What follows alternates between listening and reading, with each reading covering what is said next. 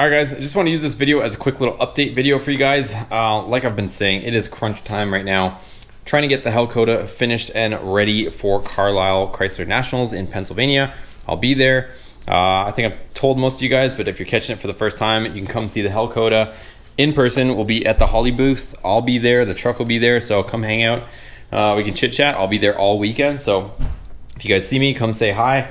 Be more than happy to hang out with you guys and talk, because I'll have free time and I'll have as much time in the world to chat it up with you guys. So come check it out. I'd love to see you guys there in person. Other than that, right now I haven't been putting out as much videos or as many videos as normal because I am just putting my head down and just getting through a lot of this stuff. So you'll see in the background, you guys will see the full details on the Hellcoda episode, but I've got the Viper calipers on the front. I made the brackets. That took way longer than I wanted to, but I did get it done. So that's done. Just got to finish putting it together. Ordered some parts and got some parts installed and still waiting for more parts. One of the things is the nut for the actual wheel bearing is a one-time use. So I did order brand new wheel bearings that have the ABS tone ring on it, and those are supposed to show up Wednesday. So temporarily, just so I can move the truck around here, probably just gonna put the old wheel bearings on, and that way I can just at least move it around here. I also want to test fit the truck in the trailer. Not today, obviously, because we're still at this state, but yeah, a lot of stuff. So we got I'll just show you quickly. We got the brakes on here, and I got the logos. They did have the Viper logo, same as this on there, and I managed to get it off on both sides, so it looks pretty cool. And then I'm gonna put probably a Brembo logo on there or something. It just kind of looked a little bit weird seeing Viper on it, but now they're just blank. But these are Brembo Viper calipers. Other than that, again, you guys are gonna see a trailer build series. I had to purchase these seals, so these finally came in. I was waiting on that so I can continue that build series with you guys, along with this a bearing grease packer. So even though that trailer has bearing buddy system on it where you can just hook up the grease gun and just pump grease through it, I'm still gonna repack them before I put the bearings back in. So I got all that stuff. I've got the wheels and system off the trailer. You can see the drums from the trailer right there with those seals that have gone bad. They were slinging grease inside there. So I got to clean up all that stuff. Still got the weight distribution hitch that I have to install. I still got these A-pillars I have to install. Still got the headliner I have to do. So I just have a million things on my plate. And on top of that, another kind of thing, if you guys have been watching my Instagram stories, and I think even the last video I showed you guys, I got a slash in my tire from something on the road. And I ended up having to change the tire. And as you guys know, I had the Laramie wheels on there that I coated with the black coating, but as soon as we went to change the tires, that coating just all got destroyed. No reason of any fault of anybody's, but just it didn't hold up in the tire change process. So you guys know me, I'm pretty OCD with that kind of stuff. So I ended up changing the rims, and I'll show you guys kind of how they look and why I wanted to remove them. So you can see it just really started coming off real easy, as you can see. So it was just coming off instantly. So even though it looked really good, like I said, she was just flying off there. So you can see more over here.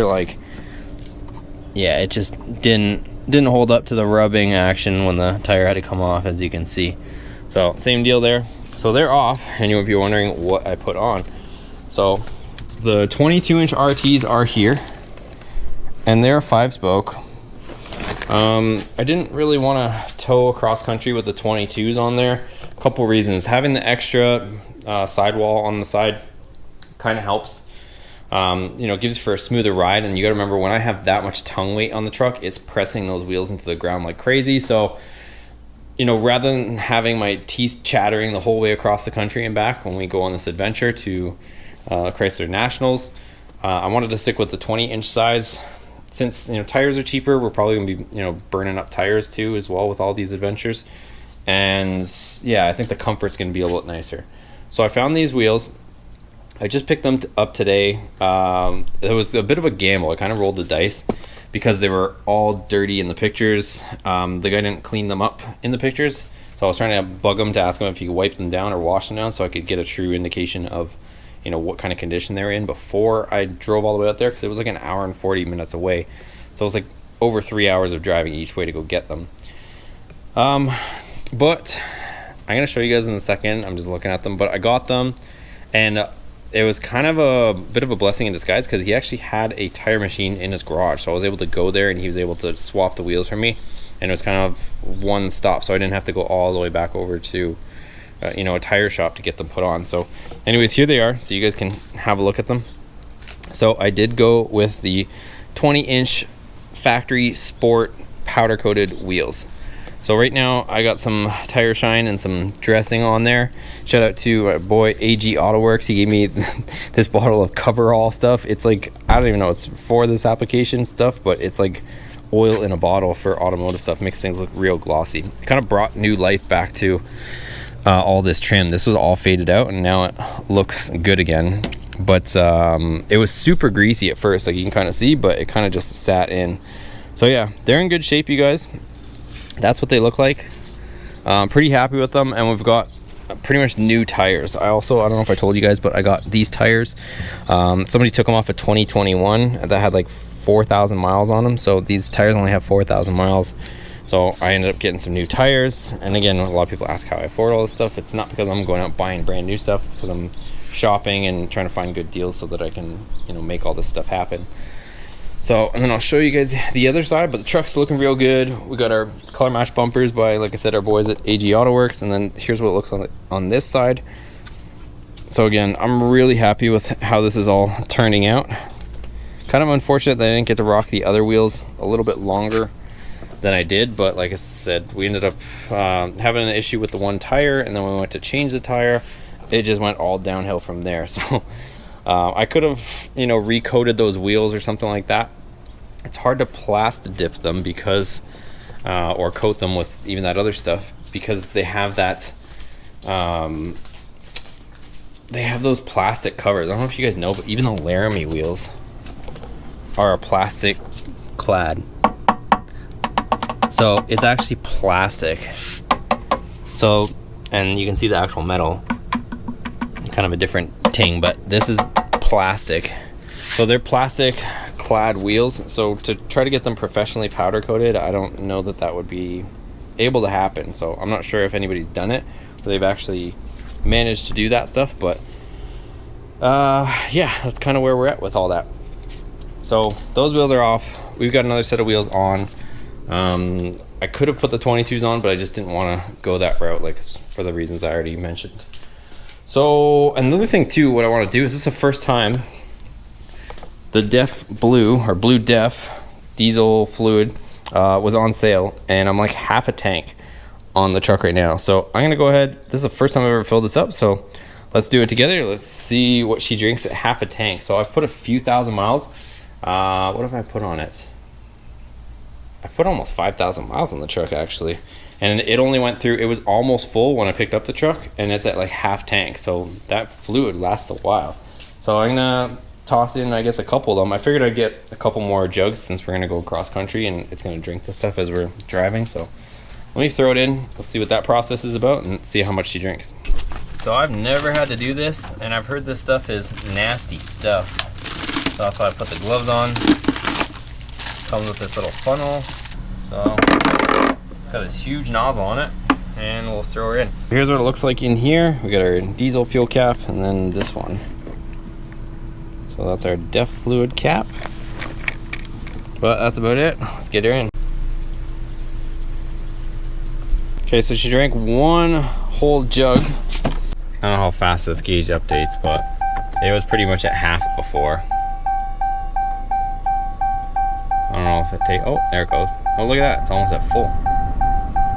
So it says it's at full just with that 2.5 gallon. I should probably look at what the capacity of this thing is, but I guess we'll top it up all the way. So, don't mind the dinging real quick, but we're at 100% full now, like definitely full. And it took one jug and a half. So let me turn this off so we don't have to listen to the dinging. Oops, pushed too many times. So it pretty much took 2.5 gallons and then, you know, a half of another one. So let's call it another gallon. So it was like 3.5 gallons or so from halfway. So it's not bad. Like I said, I'm just sharing my diesel ownership experience with you guys. I've never had one of these newer diesels that has this whole system on it. This one seems to be pretty decent. It doesn't seem to be too much of a nuisance. Like I said, I've driven about, I want to say about, I don't know, a few thousand miles or so. Probably closer to 4,000 or 5,000 miles on it. And that's the first time I've ever had to put fluid in it. I didn't even have to. It only had, it was still half full. Like I said, these were on sale currently. It was 2 of these for $26, so they're 13 bucks each. So I figured I'd pick it up since normally they're like 15 or 15.99 each. So I figured might as well get them. We're gonna burn through it, and doesn't seem like a big deal, honestly. I know a lot of guys complain about it, but I'm sure the bigger diesels probably go through a lot more of it, but this one in particular doesn't seem to drink it too much. So that's that, you guys. So anyways, I'm gonna wrap it up here. I gotta get back to work right now. I'm going to finish this, hopefully wrap it up, and I want to put it down, make sure that my brake lines are all good. I still have to bleed the brakes.